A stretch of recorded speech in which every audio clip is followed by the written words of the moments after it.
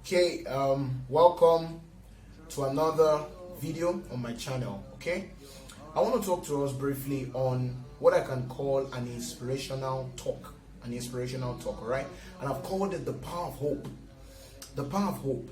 Now, what is hope? Hope is simply, basically, an optimistic belief that something is going to happen. It's an optimistic belief that something is going to happen. All right.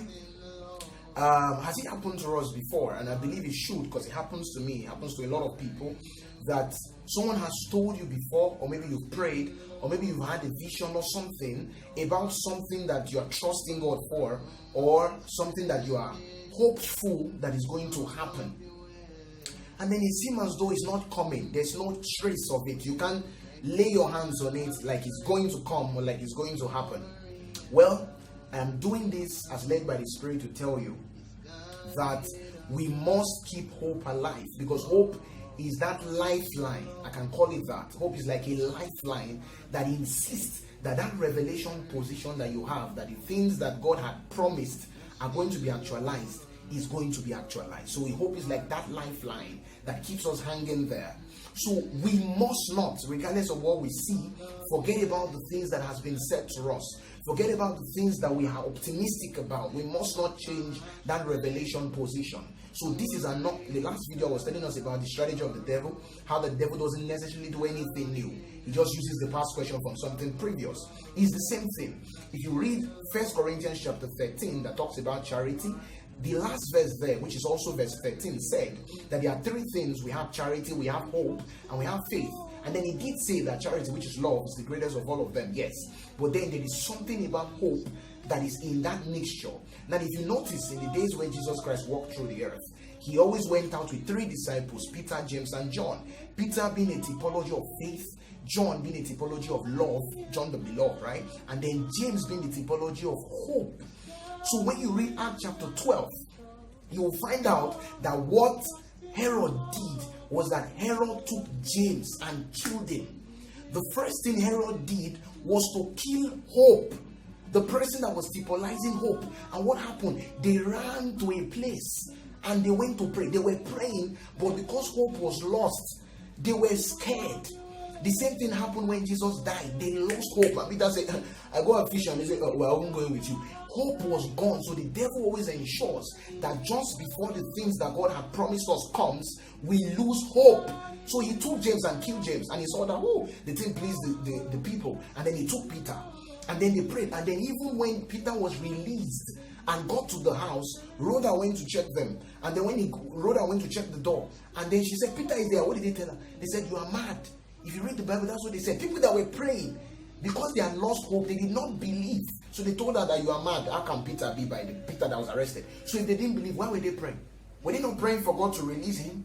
They had lost hope. So the strategy of the devil is always the same. He ensures that that hope that should be burning, that should be a lifeline for you to trust God and insist on that revelation position or what he has promised and what you're going to get begins to dwindle.